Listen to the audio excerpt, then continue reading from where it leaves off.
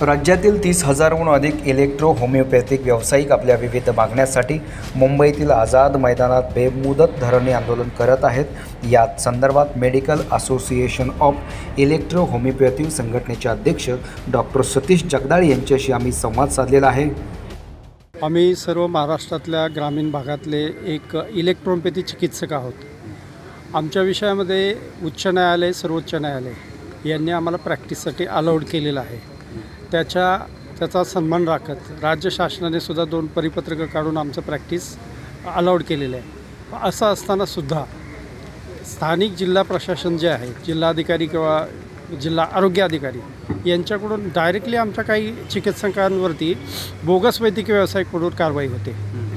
तर हे नेमकं कुठलं राज्य, कसलं राज्य ते कळत नाही। एका बाजूने न्यायालयाचे निर्णय आहेत, दुसऱ्या बाजूने शासन आदेश आहेत। म्हणजे न्यायालयीन आदेश आणि शासन आदेश असतानाही कारवाई होण्याचं कारण फक्त एवढंच आहे की यांचं सूत्रबद्ध नियमन ज्याला म्हणतात, कायदेशीर ज्याला तो फॉल्ट आहे, तो शासनाचं काम आहे, त्यांनी दुरुस्त करणं गरजेचं होतं। तर आता आम्ही माननीय मुश्रीफ साहेबांना त्यांनी एक कमिटी नेमलेली होती याविषयी। तर ती कमिटी येतात, मी एक स्वतः सदस्य होतो। तर त्या कमिटीने असं रिकमेंड केलेलं आहे की ह्या लोकांना आयुष संचालनालय जे आहे त्याच्या माध्यमातून नोंदणी द्यायची, डायरेक्ट रजिस्ट्रेशन, परवाना तो मिळाला की यांचं प्रॅक्टिस रेग्युलर होईल।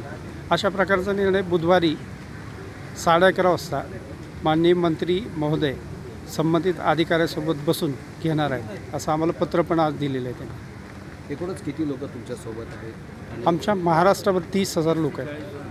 30,000 लोकांचा हा विषय आहे आणि वर्षानुवर्ष ते प्रॅक्टिस करत आहेत। गेली 25 वर्षाच्या ॲव्हरेज सरासरी प्रॅक्टिस त्यांचा आहे। एवढं असतानाही न्यायालयाचे निर्णय आम्ही एवढे संघर्ष करून घेतले। याच आझाद मैदानावरती 47 हे 48वं आंदोलन आहे। 16 ऑगस्ट 1994 या दिवशी महाराष्ट्राचे मुख्यमंत्री सुधाकरराव नाईक, त्यांच्या मंत्रिमंडळामध्ये असणाऱ्या पुष्पाताई हिरे आरोग्यमंत्री, त्यावेळेच्या असणाऱ्या जॉय शंकरन, म्हणजे 30 वर्षापूर्वीपासून ह्या विषयाला शासनानं तेवढं गांभीर्याने घेतलं नाही। अन्यथा आमच्यावर ह्या कारवाया झाल्या नसत्या। आता शासनाने गांभीर्याने घेतलेलं दिसतंय आणि परवा निर्णय अपेक्षित आहे। ते तुम्हाला निर्णय अपेक्षित आहे असं वाटतं का? म्हणजे सातत्याने केवळ आम्ही अशी आंदोलन अनेक बघितली, सरकार केवळ आश्वासनावरच आंदोलकांना मुंबईतनं परत पाठवते, तुम्हाला खरंच आश्वासन नाही? निश्चितपणाने आम्हाला अपेक्षा आहे की परवा निर्णय होईल। याचं कारण आहे की आपल्या ज्या महाराष्ट्र विधानसभेचे उपाध्यक्ष आहेत नरहरी झिरवळ साहेब यांनी ह्या विषयावरती 1 वर्षापासून ज्याला प्रशासकीय कामकाज म्हणू किंवा प्रशासनाला कन्व्हिन्स करण्यासाठी एक कमिटी नेमली होती। ती एक्सपर्ट कमिटी होती। त्या कमिटीकडे त्यांच्या बैठका होऊन त्यामध्ये सगळ्या विषयावर चर्चा होऊन तो अहवाल शासनाला प्राप्त झाला। त्यामुळे तो निर्णय अपेक्षित आहे किंवा शासन ते स्वीकारून निर्णय निश्चितपणे घेणार। समजा भविष्यामध्ये तुमची जी मागणी आहे, जो निर्णय तो नाही निघाला, तर एकूणच तुम्हाला सर्व डॉक्टर सगळे जे असोसिएशन त्यांची काय भूमिका असते? आमची भूमिका ठरवलेली आहे आम्ही की जोपर्यंत आमच्या हाती शासन आदेश मिळत नाही तोपर्यंत आम्ही आझाद मैदान सोडणार नाही। आज आम्ही तीव्रतेने जास्त हे करत नाही, कारण की आता आम्हाला पत्र दिलं त्यांनी की बुधवारी तुमच्या जी काही कमिटी सदस्य, सगळी जी कमिटी आहे त्यांना बसवतो आहे अधिकाऱ्यांना, आणि मी निर्णय घेतो आहे। तो जर निर्णय झाला तर आम्हाला माघार घ्यावी लागेल, नाही झालं तर आम्ही कंटिन्यू ठेवणार आहे।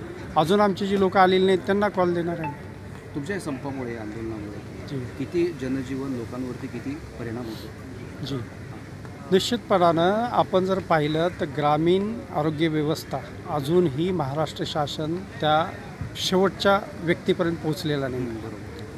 आपला जर WHOने रिकमेंड केलेल्या नियमाप्रमाणे 1000 व्यक्तीमागे 1 डॉक्टर असणं आवश्यक आहे। ही गोष्ट असताना आणि आम्ही ग्रामीण भागामध्ये विशेषतः प्रॅक्टिस करत असताना ही गरज जनतेची आहे ॲक्च्युली, आणि ती पुरवतो आहे आम्ही। बरं, तरी 25 वर्ष पुरवतो आहे, आत्ता नाही आहे नवीन।